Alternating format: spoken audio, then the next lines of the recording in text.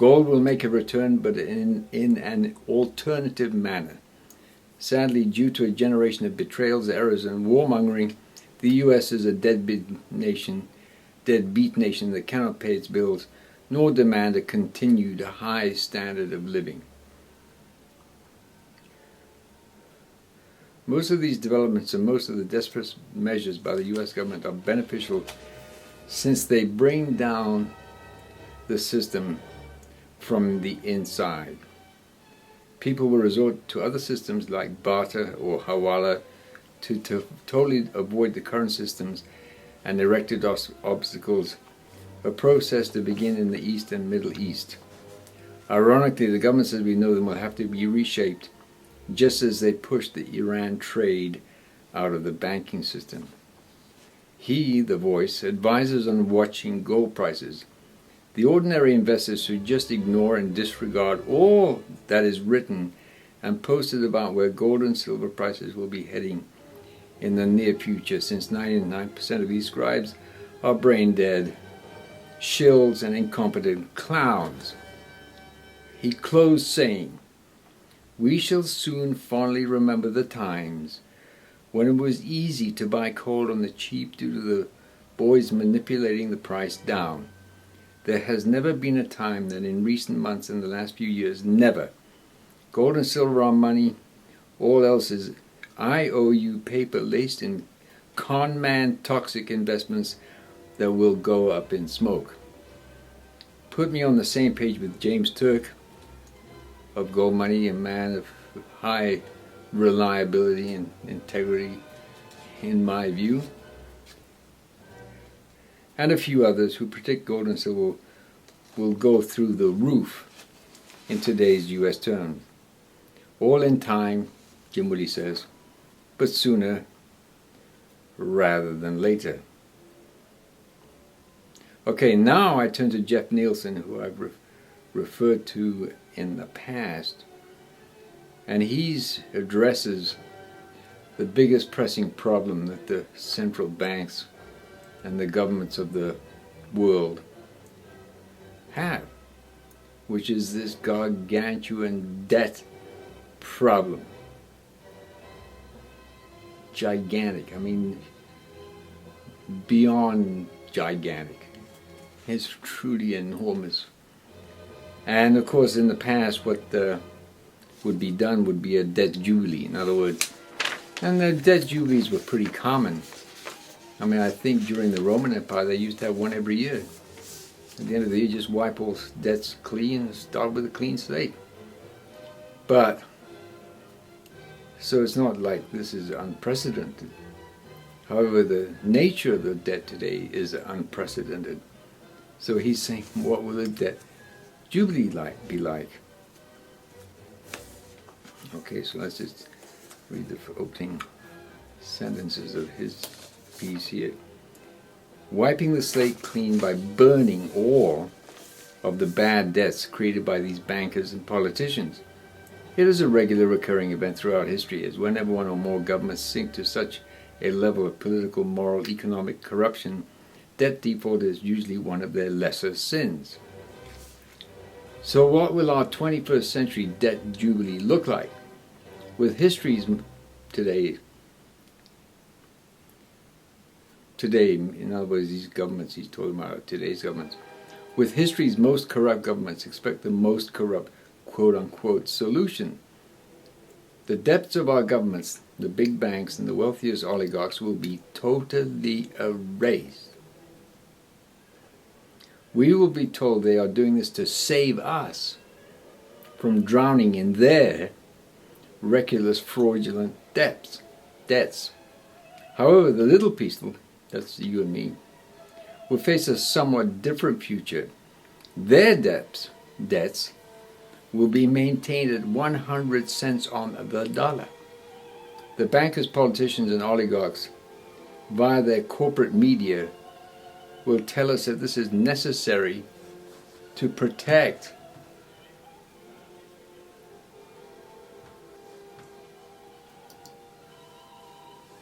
we got the wrong thing here. Will be necessary to protect the integrity of the system. In parentheses, their system. Think this level of perversity and injustice is impossible? We already have a precedent. After the Wall Street banks had created the crash of '08 with their reckless fraud and gambling, and after they took their 15+ trillion from the U.S. government, that means the U.S. taxpayer, in assorted handouts, 0% loans, tax breaks, and loss guarantees, i.e. more handouts, the Wall Street bankers still kept their massive bonuses. We were told this was because of the sanctity of contracts. Then after this massive giveaway, various U.S. governments began unilaterally hacking and slashing the wages, pensions, and benefits of their owners, which had been freely, fairly negotiated in their own contracts. The reason? After giving trillions to the bankers, the workers were told the government couldn't afford to honor their contracts. All right, now we turn to somebody that I haven't mentioned before, Bix Weir. Now, this is a kind of interesting guy. You know, I don't know whether to believe him or not. I really don't. But this is what I'm just going to put it in front of you so that you know it's there and this is a possibility in which he's talking about. But I'll just read his stuff first. This is from an email. I am on his email list. I don't subscribe to his newsletter, and I very rarely go to his website. But I get his emails every time he posts. You know, he puts something out to his email subscribers, which is free, and I get them. And he developed what he calls the road to Ruta theory in early 2007. After discovering some very odd publications, which are still there.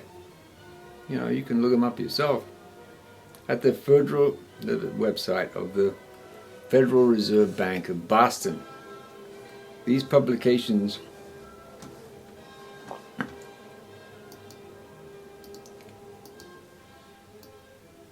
clearly outlined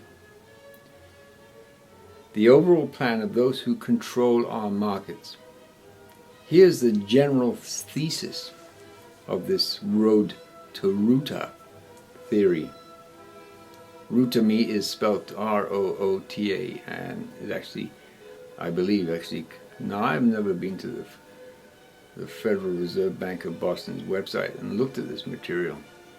At least, I did kind of cursorily, a few years ago, but I didn't really go into in detail myself. Okay, but I think they call it the road to Ruta. The road to Ruta theory postulates that there's a group of people in the United States as well as around the world that are working to remove and destroy the financial banking powers that have secretly controlled all aspects of our lives for hundreds of years.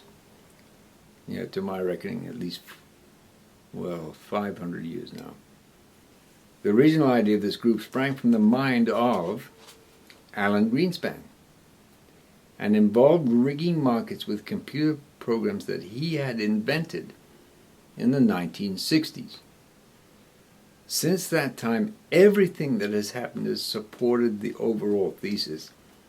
The markets are 100% rigged by computers, and that's true. Every day in every trade, they can set the price of silver at $0 per ounce or $1 million per ounce with a stroke of a key on a computer keyboard. It is very easy to accomplish. This is what he has to say. It can be done today or tomorrow or whenever they wish. Alan Greenspan and John Kemeny invented the very first computer programs back in the 1960s, and Stephen DeVoe was put in charge of implementing the market rigging project. Although the computer rigging was taken over by the banksters in the early 1980s, the United States holds the key to ending the game. The chaos in Washington is all about the end game on the road to Ruta. Once I understood what was happening, I set about to protect myself, my friends, and my subscribers from the ultimate conclusion of this series. Now, this is pretty scary. The ultimate conclusion of this theory is the destruction of all paper and electronic assets. That means every brokerage account, every bank account, every pension, every 401k,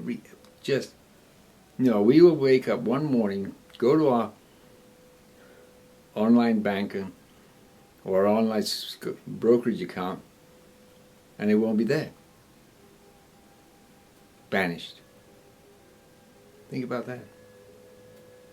Now, do I find this credible? Well, strange things happen in the world. It has often been said, and there is a truth to this statement. That is, truth is stranger than fiction. So then, nobody will have anything. All the assets wiped out at a stroke of a computer keyboard. Overnight. So he advised everyone, that is Bix Weir, Bix, B-I-X, Weir, W-E-I-R, advised everyone to remove themselves the best they could from the electronic monetary system and invest in silver and gold bullion coins held outside the system. You don't want to be caught in the middle of the unwinding of the distorted global financial con game. Although I had not anticipated the duration of the rigging and the difficulty of accomplishing the ultimate goal,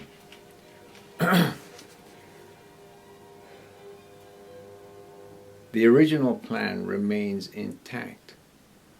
The bankers and elite that have controlled our lives for hundreds of years will soon be taken out, and we will get to start fresh. So as we get closer and closer to the end, and if you have taken my advice, now sitting on the sidelines with your metal in hand, it is much easier to stomach the violent price rigging maneuvers. In actual fact, from my experience and vantage point, when I see this kind of, shall we say, perturbations taking place in the gold and silver market, especially the suppression, the takedowns that occur every day, and some of them are pretty gut-wrenching if you're not aware of what's going on. I believe that the more violent these, shall we say, the volatility is, the more desperate the banking criminal elite are. That's what I think. So, you should actually rejoice in the price volatility. It means we are coming closer to the end of this nightmare. It is an all illusion of virtual pricing in the electronic motherboards that control our quote-unquote free markets. It is far from real. Just think of the Wizard of Oz behind the curtain punching buttons and twisting knobs in his own computer. Talk about art imitating life. Well, the fact of the matter is, the Wizard of Oz, written by, what was his name, what the hell was his name, was actually an allegory about the Federal Reserve System. And in the book, when at the end of the movie, Dorothy clicks her high heels to get out of, should we say, Dodge, her silvers are made of silver. They're not ruby slippers, as was portrayed in the movie. Give me a break. They're silver slippers. Mark that well. What the heck was that guy's name? Frank Bean? I don't remember.